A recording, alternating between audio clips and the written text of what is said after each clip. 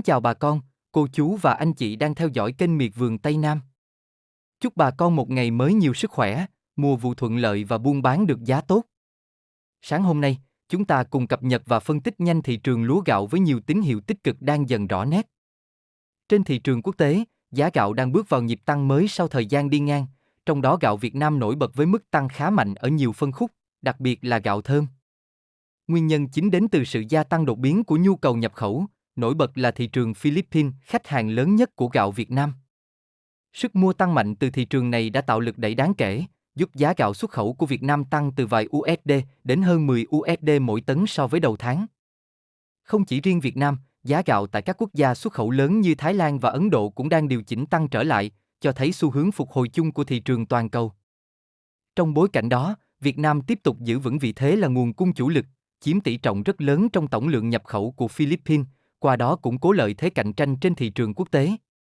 Quay trở lại thị trường trong nước, khu vực đồng bằng sông Cửu Long hôm nay ghi nhận giá lúa có xu hướng đi ngang khi cung cầu tạm thời chững lại. Giá lúa tươi tại nhiều địa phương vẫn giữ ổn định, trong khi giao dịch mua bán diễn ra chậm hơn do cả thương lái và nông dân đều đang thận trọng quan sát diễn biến thị trường. Một số mặt hàng gạo nguyên liệu và gạo xuất khẩu cũng duy trì mức giá ổn định, cho thấy thị trường nội địa chưa có biến động lớn trong ngắn hạn. Tuy nhiên, điểm đáng chú ý là nền giá hiện tại đang được giữ khá vững, phản ánh sự hỗ trợ từ xu hướng tăng của thị trường quốc tế. Dưới góc độ chuyên gia, có thể nhận định rằng thị trường lúa gạo hiện đang bước vào giai đoạn việc tích lũy trong xu hướng tăng. Các yếu tố bên ngoài như nhu cầu nhập khẩu tăng và nguồn cung chưa dồi dào đang tạo nền tảng vững chắc cho đà tăng giá trong thời gian tới. Trong ngắn hạn, giá lúa có thể tiếp tục dao động nhẹ và đi ngang do thanh khoản chưa thực sự bứt phá. Tuy nhiên, về trung hạn, nếu nhu cầu từ các thị trường lớn tiếp tục duy trì, khả năng cao giá lúa trong nước sẽ tăng theo đà xuất khẩu, đặc biệt ở nhóm lúa chất lượng cao. Bà con nên theo dõi sát diễn biến thị trường, cân nhắc thời điểm bán hợp lý, tránh bán vội khi giá chưa phản ánh hết xu hướng tăng để tối ưu hiệu quả kinh tế. Sau đây em xin cập nhật chi tiết, giá thu mua trên thị trường thế giới, thị trường xuất khẩu của Việt Nam và thị trường trong nước tại một số khu vực các địa phương, để bà con mình tham khảo, đưa ra quyết định cho giá bán cho ruộng lúa gạo của nhà mình nhé. Thị trường thế giới. Nhu cầu nhập khẩu tăng mạnh, đặc biệt từ Philippines.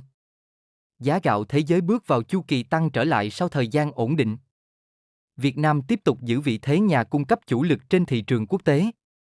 Giá gạo xuất khẩu Việt Nam VFA. Gạo 5% tấm 440 đến 445 USD trên tấn. Gạo 100% tấm 333 đến 337 USD trên tấn. Gạo Jasmine 452 đến 456 USD trên tấn. Nhận định giá duy trì ở mức cao, nhu cầu quốc tế đang hỗ trợ tốt cho xuất khẩu. Thị trường trong nước. Khu vực đồng bằng sông Cửu Long giá lúa đi ngang, giao dịch chậm. An Giang nông dân neo giá, thường lái mua ít. Đồng Tháp giao dịch cầm chừng, giá vững. Cần Thơ, Vĩnh Long, Tây Ninh, Cà Mau thị trường ổn định. Nhận định thị trường đang trong trạng thái giữ giá chờ tín hiệu mới. Giá gạo nguyên liệu thành phẩm. Gạo Y, R504 thành phẩm 9.500 đến 9.700 đồng trên ký. Gạo nguyên liệu Y, R504 8.000 đến 8.100 đồng trên ký. Tấm thơm 7.600 đến 7.700 đồng trên ký. Cám 10.500 đến 11.500 đồng trên ký. Giá lúa tươi tại các khu vực. An Giang, Kiên Giang, Tiền Giang. OM 34 5.100 đến 5.400 đồng trên ký. OM 5451 5.900 đến 6.100 đồng trên ký. Y, R504 5.400 đến 5.700 đồng trên ký. OM 18 6.200 đến 6.500 đồng trên ký. ML202 5.900 đến 6.200 đồng trên ký. Đài thơm 8 6.200 đến 6.500 đồng trên ký. OM 3805 5.100 đến 5.400 đồng trên ký. Japonica 6.000 đến 6.300 đồng trên ký. Jasmine 6.100 đến 6.400 đồng trên ký. RVT 6.300 đến 6.600 đồng trên ký. DS1 6.600 đến 6.900 đồng trên ký. Nếp Long An, nếp 4625 6.100 đến 6.400 đồng trên ký. VNR98 5.700 đến 6.000 đồng trên ký. Hàm Châu 105 6.000 đến 6.300 đồng trên ký. ST24 ST25 6.500 đến 6.900 đồng trên ký. Lúa Nhật 6.600 đến 6.900 đồng trên ký. Nàng hoa 6.000 đến 6.300 đồng trên ký. Đồng Tháp Bạc Liêu Cà Mau Bến Tre. OM18 6.200 đến 6.500 đồng trên ký. ML20 5.900 đến 6.200 đồng trên ký. Đài Thơm 8 6.200 đến 6.500 đồng trên ký. OM38 05.100 đến 5.400 đồng trên ký. Japonica 6.000 đến 6.300 đồng trên ký. Jasmine 6.100 đến 6.400 đồng trên ký.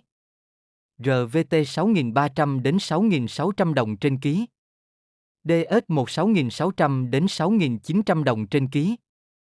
OM5451 5.800 đến 6.100 đồng trên ký. R504 5.400 đến 5.700 đồng trên ký. Nếp 3 tháng rưỡi 5.900 đến 6.200 đồng trên ký. Cần Thơ Sóc Trăng Hậu Giang. RVT 6.300 đến 6.600 đồng trên ký. DS1 6.600 đến 6.900 đồng trên ký. Nếp 6.100 đến 6.400 đồng trên ký. VNR98 5.700 đến 6.000 đồng trên ký. Hàm Châu 105 6.000 đến 6.300 đồng trên ký. ST24 ST25 6.500 đến 6.900 đồng trên ký. Lúa Nhật 6.600 đến 6.900 đồng trên ký.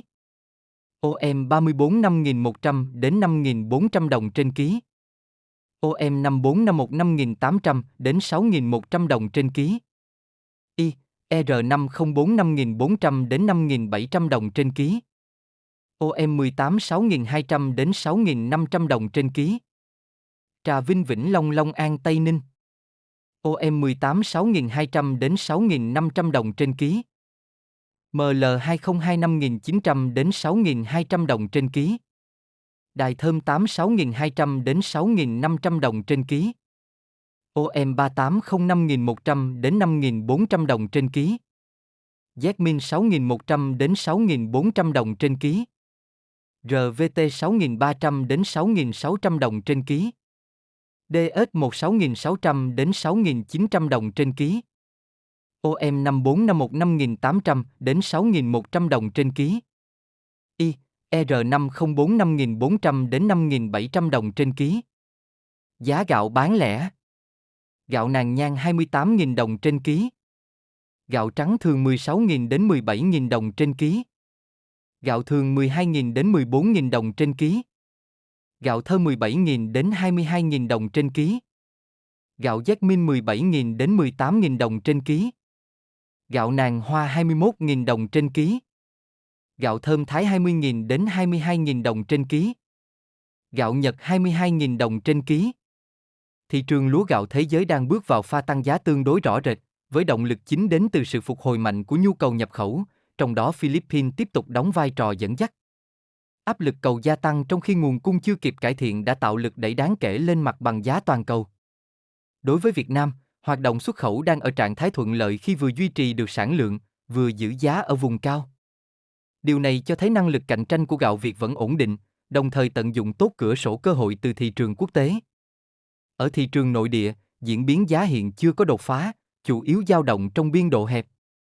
Tuy nhiên, điểm tích cực là nền giá được giữ khá vững, thanh khoản dù chậm nhưng không suy yếu, phản ánh trạng thái cân bằng tạm thời giữa cung và cầu. Về phía nông dân, xu hướng giữ lúa tiếp tục chiếm ưu thế. Đây là phản ứng hợp lý trong bối cảnh kỳ vọng giá tăng đang dần hình thành rõ hơn dưới tác động của các yếu tố bên ngoài. Có thể nhận định thị trường lúa gạo hiện đã chuyển từ giai đoạn đi ngang tích lũy sang tích lũy trong xu hướng tăng. Nền tảng tăng giá đang được củng cố bởi sự phục hồi của cầu quốc tế trong khi nguồn cung chưa có dấu hiệu mở rộng tương ứng. Trong ngắn hạn, giá lúa trong nước nhiều khả năng vẫn vận động theo xu hướng đi ngang tích cực do yếu tố thanh khoản còn hạn chế. Tuy nhiên, về trung hạn, khi lực cầu xuất khẩu tiếp tục duy trì và lan tỏa, khả năng hình thành một chu kỳ tăng giá mới là hoàn toàn có cơ sở, đặc biệt ở phân khúc lúa chất lượng cao phục vụ xuất khẩu. Khuyến nghị bà con nên theo dõi sát diễn biến thị trường, chủ động lựa chọn thời điểm bán hợp lý, tránh bán ra trong những nhịp điều chỉnh ngắn hạn để tối ưu hóa lợi nhuận trong bối cảnh xu hướng tăng đang dần rõ nét. Miệt vườn Tây Nam sẽ tiếp tục đồng hành cùng bà con, cập cập nhật nhanh chóng và chính xác những thông tin mới nhất mỗi ngày. Kính chúc bà con luôn mạnh khỏe, mùa màng bội thu, trúng mùa trúng giá. Xin kính chào và hẹn gặp lại bà con trong những bản tin tiếp theo.